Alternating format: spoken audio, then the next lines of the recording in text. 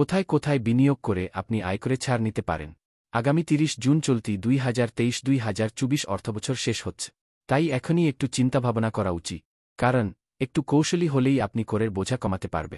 কোথায় কোথায় বিনিয়োগ করে কিভাবে কর কমাবেন তা নিয়েই এই প্রতিবেদন। গত বছরের ১ জুলাই থেকে আগামী ৩০ জুনের মধ্যে করদাতার আয় ব্যয়ের হিসাবের ভিত্তিতেই পরে করারোপ করা হবে। তাই এখনই একটু চিন্তাভাবনা করা উচিত। কারণ একটু কৌশলী হলেই আপনি করের বোঝা কমাতে পারবে। আবার নতুন করদাতারা আগামী ৩০ জুনের মধ্যে রিটার্ন জমা দিতে পারবে। তাই দুশ্চিন্তা করার কিছু নেই।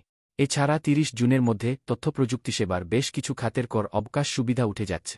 তাই আগামী ৩০ জুনের আগেই কোনো উদ্যোক্তা বিনিয়োগ করে উৎপাদন বা সেবায় গেলে আগামী ১০ বছর কর অবকাশ পাবে। সময় আছে আর মাত্র ১.৫ মাস। গত ১০ মাসে আপনি কত টাকা আয় করলেন সেটিও হিসাব করে দেখতে পারে। তাহলে আপনি নিজেই বুঝতে পারবেন গতবারের চেয়ে কর কমবে না বাড়বে। সেই অনুযায়ী পরিকল্পনাও করতে পারবে। নতুন বাজেটের দিকেও খেয়াল রাখুন।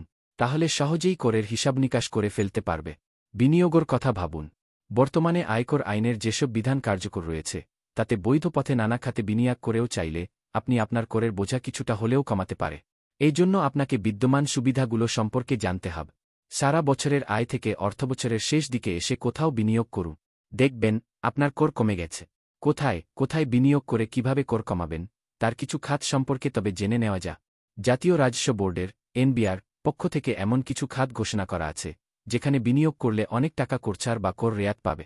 ব্যক্তিশ্রেণীর সাধারণ করদাতাদের জন্য সঞ্চয়পত্র কিংবা মাসিক সঞ্চয় বা পেনশন স্কিম বা ডিপিএস করা হল কর কমানোর অন্যতম সহজ কৌশল।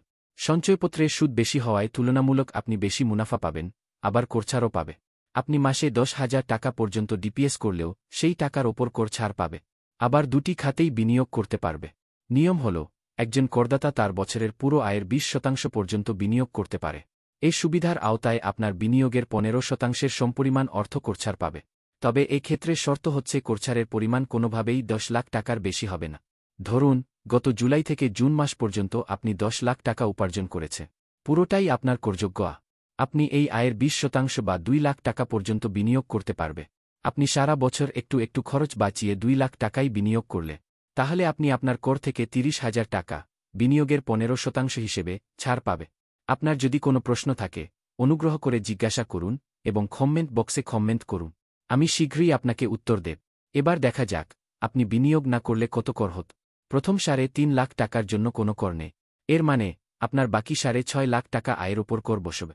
সেই টাকার প্রথম ১ লাখ টাকার জন্য ৫% হারে ৫,০০০ টাকা, পরের ৩ লাখ টাকার জন্য ১০% হারে ৩০,০০০ টাকা, বাকি ২.৫ লাখ টাকার ১৫% হারে ৩৭,৫০০ টাকা।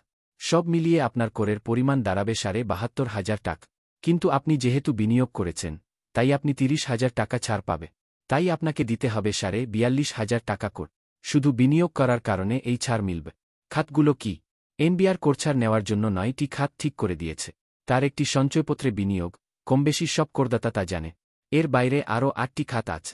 এগুলো হল শেয়ার বাজারে তালিকাভুক্ত কোম্পানির শেয়ার, মিউচুয়াল ফান্ড বা ডিবেঞ্চার ক্রয়, জীবনবীমার প্রিমিয়াম, সরকারি কর্মকর্তাদের প্রভিডেন্ট ফান্ড বা ভবিষ্য তহবিলের চাঁদা, স্বীকৃত ভবিষ্য তহবিলে নিয়োগকর্তা ও কর্মকর্তা কর্মচারীর চাঁদা, কল্যাণ তহবিল ও গোষ্ঠী বীমার তহবিলে চাঁদা, সরকার অনুমোদিত ট্রেজারি বন্ডে বিনিয়োগ এবং সুপার অ্যানুয়েশন ফান্ডে চাঁদ। আর ব্যাংক বা আর্থিক প্রতিষ্ঠানে প্রতি মাসে ১০,০০০ টাকা পর্যন্ত সঞ্চয় করলেও কর রেয়াত সুবিধা পাওয়া যাবে। ডিপিএসের ওপর বার্ষিক সর্বোচ্চ ৬০,০০০ টাকার ওপর এই করছাড় দেওয়া আছে। দান করলেও আছে করছাড়। নির্ধারিত নিয়ম অনুসরণ দান করেও করছাড় সুবিধা নেওয়া যায়। অনেকেই বিভিন্ন খাতে দান করে।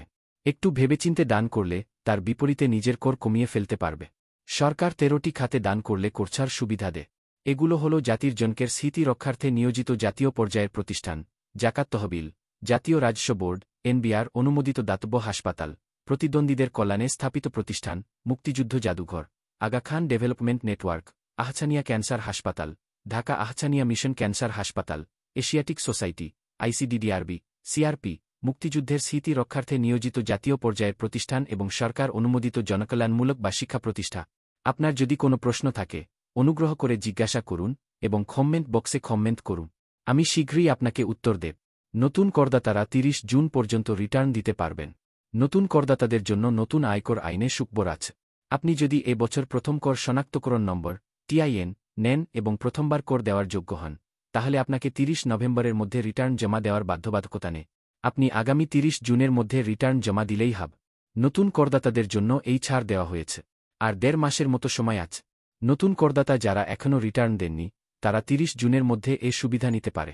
বর্তমানে 1 লাখের বেশি টিআইএনধারী আছেন। গত 1 বছরের প্রায় 15 লাখ নতুন টিআইএনধারী করজালে যুক্ত হয়েছে। সামনের বছরের প্রস্তুতি। আগামী বাজেটে ব্যক্তিশ্রেণীর করদাতাদের রিটার্ন জমা, করহার, কর দেওয়ার প্রক্রিয়া, এসব খাতে যেসব পরিবর্তন আসবে তা আগামী মৌসুমে রিটার্ন দেওয়ার সময় মনে করে রাখতে হবে।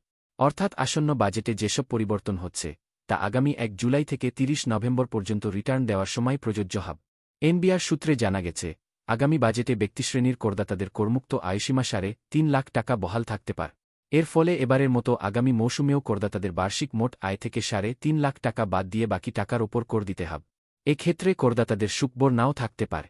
আরও খারাপ খবর আসতে পারে আগামী বাজেট। যেমন এখন বার্ষিক আয়ের 3.5 লাখ টাকা করমুক্ত থাকার পর প্রথম 1 লাখ টাকার ওপর 5% হারে কর দিতে হয়। এই সুযোগ নাও থাকতে পারে। প্রথম 4 লাখ টাকার ওপর 10% হারে কর বসতে পারে। এছাড়া কর আরোপযোগ্য আয় 18 লাখ টাকা পেরোলেই বাকি টাকার ওপর 30% হারে কর বসতে পারে। আপনার যদি কোনো প্রশ্ন থাকে অনুগ্রহ করে জিজ্ঞাসা করুন এবং কমেন্ট বক্সে কমেন্ট করুন। আমি শীঘ্রই আপনাকে উত্তর দেব। এই ভিডিও শেষ পর্যন্ত দেখার জন্য আপনাকে ধন্যবাদ। আপনি যদি আমাদের ভিডিওটি পছন্দ করেন তবে দয়া করে এটি আপনার নিকটস্থ অন্যদের সাথে শেয়ার করুন এবং এখন আমাদের ফলো এবং সাবস্ক্রাইব করেন পরবর্তী ভিডিও দেখার জন্য।